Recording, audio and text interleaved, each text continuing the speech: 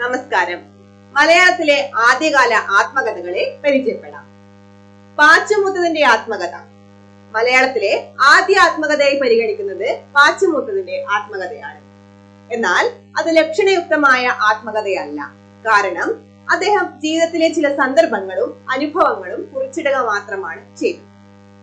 മലയാളത്തിലെ ആദ്യ ലക്ഷണയുക്തമായ ആത്മകഥയായി പരിഗണിക്കുന്നത് സ്വദേശാഭിമാനി രാമകൃഷ്ണ പിള്ളയുടെ എന്റെ നാടുകടത്തലാണ്. 1910 രാജ്യദ്രോഹ കുറ്റം ചുമത്തി അദ്ദേഹത്തെ നാട് കടത്തി. അതുമായി ബന്ധപ്പെട്ട് അദ്ദേഹത്തിന്റെ ജീവിതത്തിലുണ്ടായ അനുഭവങ്ങളും യാതനകളും ഒക്കെ ഈ ആത്മകഥയിൽ വിശദമാക്കി പറയുന്നുണ്ട്. 1911 ഇതിന്റെ ആദ്യ പതിപ്പ് പുറത്തു വന്നത്. മറ്റൊന്ന് 1938 പുറത്തു വന്ന PK നാരായണ പിള്ളയുടെ സ്മരണമണ്ഡലമാണ്. അന്നത്തെ സമൂഹത്തെ കുറിച്ചും അന്നത്തെ ജീവിതത്തെ കുറിച്ചും ഒക്കെയുള്ള സൂചനകൾ ആ ആത്മകഥയിൽ നിന്ന് നമുക്ക് ലഭിക്കുന്നുണ്ട്. തിരുവനന്തപുരത്തെ സഹൃദയ എന്ന സാഹിത്യ മാസികയുടെ സംഘാടകർ ആവശ്യപ്പെട്ടത് മൂലം അദ്ദേഹം എഴുതിയ കുറിപ്പുകളാണ് ഇതിൽ ഉൾക്കൊള്ളിച്ചിട്ടുള്ളത്. ഒന്നുകൂടെ പറയാം. വൈക്കത്ത് പാച്ചുമൂത്തതിന്റെ ആത്മകഥ, സ്വദേശാഭിമാനി രാമകൃഷ്ണ പിള്ളയുടെ എന്റെ നാടുകടത്തൽ, PK നാരായണ പിള്ളയുടെ സ്മരണമണ്ഡലം. നന്ദി.